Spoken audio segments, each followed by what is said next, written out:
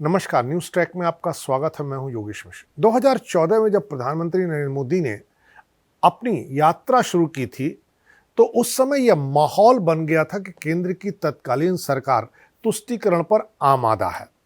इसीलिए समूचा चुनाव बहुसंख्यक बनाम अल्पसंख्यक हो गया।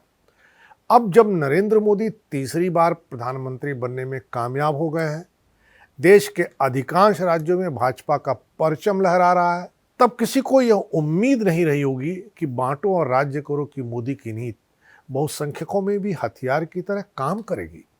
हालांकि मोदी जब खुद को पिछड़ा कहने में गर्व का एहसास करते थे तथा वह संसद में यह कहने में कोई गुरेज नहीं किए कि उनके मंत्रिमंडल में पिछड़े मंत्री ज्यादा हैं, तब एक अंदेशा जरूर जन्म लिया था। पर इस अंदेशे पर यकीन करने का कोई आधार टिक नहीं पाता था। बहुसंख्यकों की सोशल इंजीनियरिंग के बिना उनकी पार्टी का सरकार में बने रहना मुश्किल लगता था। आपने पैर पर कुल्हाड़ी मारने की बात तो सुनी होगी, लेकिन यूजीसी बिल लाकर इस कहावत से काफी आगे जाकर कुल्हाड़ी पर पैर मारने का काम नरेंद्र मोदी सरकार ने कर दिखाया है। यही वजह है कि इसे लेकर देशव्यापी प्रतिक्रिया देखी गई। इससे पहले इस तरह की प्रतिक्रिया मंडल कमीशन और जयप्रकाश नारायण के समग्र क्रांति के दौरान लोगों ने देखी होगी और सुनी होगी। अब यहां नरेंद्र मोदी के पिछड़े प्रेम की कहानी की तहकीकात जरूरी हो जाती है। नरेंद्र मोदी को यदि यह गलतफहमी हो गई है कि उनकी सियासी सफलता का राज ओबीसी वोटों का उनके पक्ष में ध्रुवीकरण है, तो यह उनकी और उनके दल के चाणक्यों की एक बड़ी भूल है। नरेंद्र मोदी आज जिस दल की सरकार चला रहे हैं, उसके मूल वोटर बनिया और ब्राह्मण हुआ करते थे। यह बात दूसरी है कि व्यापारियों की संख्या बहुत ज्यादा होती थी, ब्राह्मणों की संख्या बहुत कम होती थी। ये अगड़े समाज के ही हैं। उनके जनसंघ के प्रतीक पुरुष, प्रेरणा पुरुष दोनों ही अगड़े समाज से आते हैं। उन्हें गुजरात में मुख्यमंत्री बनाने का काम करने वालों में अटल बिहारी वाजपेयी और लाल कृष्ण आडवाणी का नाम आता है। ये सभी सवर्ण समाज से ही आते हैं। भाजपा ने जब राम मंदिर आंदोलन की राह पकड़ी, तब सवर्णों का कांग्रेस से मोहभंग हो गया। उन्होंने भाजपा की ओर रुख किया, भाजपा के साथ हो लिए। अब आते हैं ओबीसी की संख्या को लेकर नरेंद्र मोदी और उनके चाणक्यों की समझ पर। देश में कुल 14.2% मुसलमान है। अल्पसंख्यकों की तादाद 19.3 वैसे तो बैठती है। देश में 16.6% अनुसूचित जाति के लोग हैं, 8.6% अनुसूचित जनजाति के लोग हैं। अब भाजपा के लिए यह समझने की जरूरत है कि उसे किस समाज के कितने फीसदी वोट मिलते हैं। यदि हम 2014 से 2024 के बीच जातिगत प्रतिनिधित्व के आंकड़ों पर नजर दौड़ाएं, तो साफ होता है कि 2014 के चुनाव में भाजपा को मिले कुल वोटों में 54.1% वोट अगड़ी जातियों के थे, जबकि इसी साल के चुनाव में भाजपा को कुल वोटों में से 33.6% हिस्सेदारी ओबीसी की थी। इसके बाद आते हैं 2019 के चुनाव में। 2019 के चुनाव के आंकड़े बताते हैं कि 52% अगड़ों ने बीजेपी को वोट दिया, जबकि पिछड़ों के लिहाज से 41% यह आंकड़ा बैठता है। 2024 के हालिया चुनाव की बात करें तो कुल वोटों का 53% अगड़े और 40% पिछड़े भाजपा के हिस्से में वोट करने में कामयाब हुए। यदि दलित वोटों की बात की जाए तो किसी भी चुनाव में 17% दलितों से ज्यादा लोगों की पसंद भाजपा नहीं बन पाई। 2024 में जीते हुए सांसदों के जातिगत प्रतिनिधित्व पर भी नजर दौड़ा लेते हैं।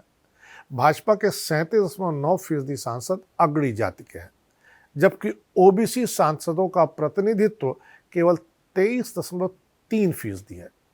यदि उत्तर प्रदेश के सांसदों की बात करें तो भाजपा के पास सवर्ण समाज के 17 सांसद हैं, जबकि ओबीसी के सांसदों की संख्या महज 7 है।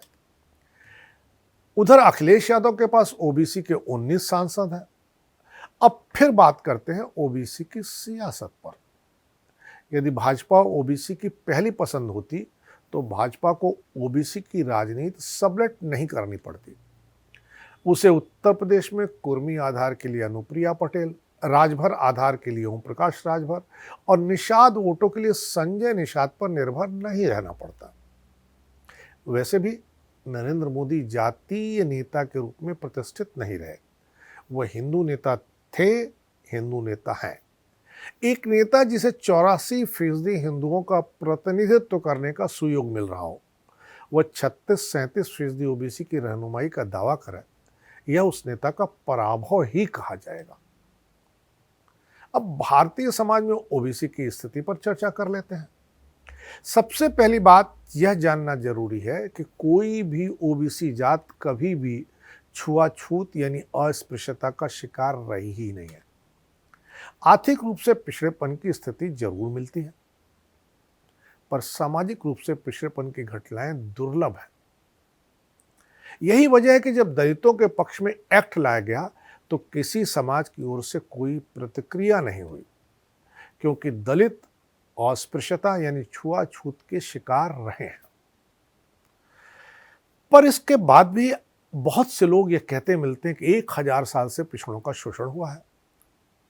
यह ऐतिहासिक सत्य नहीं है, क्योंकि भारतीय इतिहास के संदर्भ में जब जाति और शोषण की चर्चा होती है तो अक्सर तथ्यों की बजाय धारणाएं अधिक प्रबल हो जाती हैं।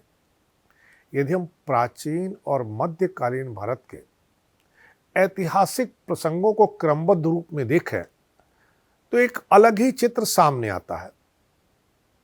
सम्राट शांतनु ने एक मछुआरे की पुत्री सत्यवती से विवाह किया। सत्यवती के पुत्र ही राजा बने। महाभारत के रचयिता वेदव्यास स्वयं मछुआरा समाज से आए थे, किंतु वे महर्षि बने, गुरुकुल चलाया और भारतीय दर्शन को उन्होंने दिशा दी। विदुर जिन्हें महापंडित और नीति विशारद कहा जाता है, एक दासी के पुत्र थे और हस्तिनापुर के महामंत्री बने। उनकी विदुर नीति आज भी राजनीति और प्रशासन का आदर्श ग्रंथ मानी जाती है। भीम का विवाह वनवासी हिडिंबा से हुआ। भगवान कृष्ण दूध का व्यवसाय करने वाले परिवार में जन्मे। उनके भाई बलराम कृषि से जुड़े थे, सदैव हल धारण करते थे। यादवों ने कई प्रदेशों पर शासन किया। श्री कृष्ण आज भी संपूर्ण समाज के लिए पूजनीय है। गीता जैसा महान ग्रंथ उन्होंने विश्व को दिया। भगवान राम के साथ निषाद राज गुरुकुल में शिक्षा प्राप्त करते थे। भगवान राम के पुत्र लव कुश ने वनवासी महर्षि वाल्मीकि के गुरुकुल में शिक्षा पाई। ये उदाहरण बताते हैं कि वैदिक काल में शिक्षा और पद योग्यता के आधार पर थे, जन्म के आधार पर नहीं। उस समय वर्ण व्यवस्था कर्म पर आधारित थी, जिसे बदला जा सकता था। आज की भाषा में इसे डिवीजन ऑफ लेबर कह सकते हैं। प्राचीन भारत में मगध पर शासन करने वाला नंद वंश जाति से नाई समुदाय से संबंधित था। महापद्म नंद ने नंद वंश की स्थापना की। बाद में उनके वंशज क्षत्रिय कहलाए। इसके पश्चात मौर्य वंश आया। उसकी स्थापना चंद्रगुप्त मौर्य ने की, जिनका परिवार मोर पालन से जुड़ा था। आचार्य चाणक्य जैसे ब्राह्मण विद्वान ने उन्हें भारत का सम्राट बनाया। लगभग 5 शताब्दियों तक मौर्यों का देश पर शासन रहा। इसके बाद गुप्त वंश का उदय हुआ, जो घोड़े के अस्तबल और व्यापार से जुड़े थे। लगभग 140 सालों तक उनका शासन रहा। मराठा काल में बाजीराव पेशवा ने गायकवाड़ जैसे ग्वाले समुदाय से जुड़े व्यक्ति को गुजरात का राजा बनाया और चरवाहा जाति के होलकर को मालवा का शासक बनाया। अहिल्याबाई होलकर हम सब के लिए पूजनीय है। वह एक महान शिव भक्त थी। उन्होंने अनेक मंदिरों और गुरुकुलों की स्थापना की। मीराबाई राजपूत थी। उनके गुरु चर्मकार संत रविदास थे। रविदास के गुरु ब्राह्मण संत रामानंद थे। यह परंपरा सामाजिक समरसता का उदाहरण है। केवल पुष्यमित्र शुंग के अल्पकालीन शासन को छोड़ दिया जाए तो प्राचीन भारत के लगभग 90% समय में शासन उन्हीं के हाथों में रहा जिन्हें आज दलित या पिछड़ा कहा जाता है। ऐसे में शोषण का प्रश्न कहां उठता है? यह विचारणीय सवाल है।